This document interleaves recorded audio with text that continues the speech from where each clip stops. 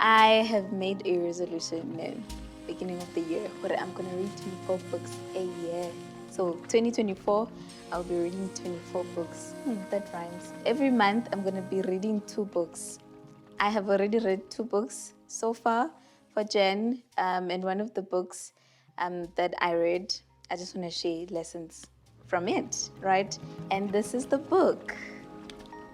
Yes, The Joseph Generation by Martin Refuo Mgiba. So that is my pastor, Go Eternal Glory Church in 4 ways. So one of the lessons I got from the first chapter is consistency. It is loyalty.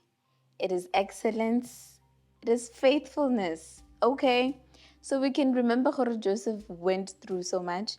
And he went into Potiphar's house, and the things that he had expanded, they grew, his household grew, and all of that, because he was a consistent person and he was put in charge of his household. So consistency helped him, his loyalty to his master helped him, his faithfulness to his master helped him so much, and also the excellence that he portrayed because the Spirit of the Lord was in him. That's what the Bible says. That is what the book also tells us. So for me, this lesson means wherever I may find myself, Batong, just be a faithful person. Work diligently, because the Bible also speaks about a diligent worker. Hey, Batong, you will never get to sit with kings if you're not diligent. Are there by the job.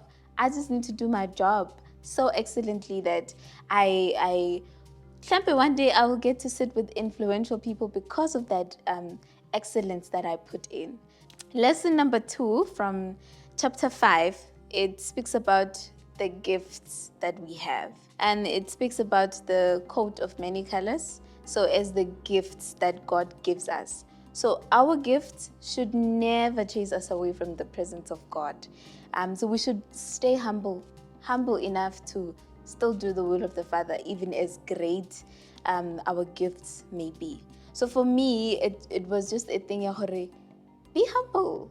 It doesn't mean that play small, but it just says, when the Father says, do as he says, because you don't want to jeopardize the working of your gift in the people just because you think now you've made it a rivalist mentality.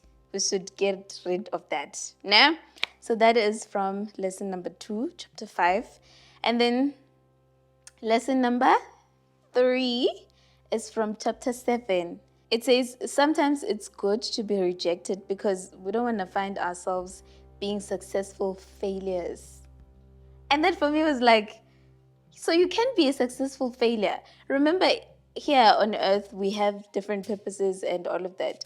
Some people grab anything they find on this land of our Papa God. You don't want to just do anything. Find out from God. He is there. I mean, just find out what your gift is. Find out what your purpose is so that you can be in alignment with the will of God. You don't want to be a successful failure. Yeah! Method. Lesson number 4, I got it from chapter 13. We will not always get people, or we will not always be surrounded by people of like faith.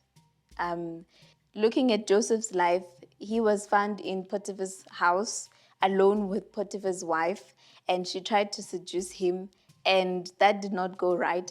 What did Joseph do? He ran. So now, baleka, you don't want to compromise your faith because nobody sees you. God sees you. We may not see you behind closed doors, but God does see you. So don't jeopardize your faith because no one can see you. Just because you find yourself in very, very enticing circumstances, don't compromise your faith. Don't compromise your relationship with God. Lesson number 5, I got it from chapter 17. It is somehow related to the previous lesson about, never jeopardizing your faith because there's no one around you. But this one is also speaking about not leaving your faith at home. Worse, even at church. Don't leave your faith at church. Don't have church just on Sunday. You are the church, by the way. So don't just leave your faith on Sunday, and then all the other 6 days of the week you are a different person that we don't know. So make sure ukuthi your life on the streets, go petrol station, go spa, or wherever you be shopping in the streets, khalo reka magwinya or whatever, going to the taxi rank, you keep Jesus with you. And there is one quote that I got from this book. So Pastor Martin says, Christ is personal, but he is not private. We don't keep him private. We don't keep him closed doors, behind closed doors. We share Jesus, right? So go out there, share the Lord with people. My bonus lesson would be from one of the very last chapters, chapter 38, is that forgive. Basically, forgive, because there is no need harboring problems. Joseph, after all these years, when he has not even seen his brothers, and when he finally saw them after what they did to him, he forgave. So forgive Mtase, and move on.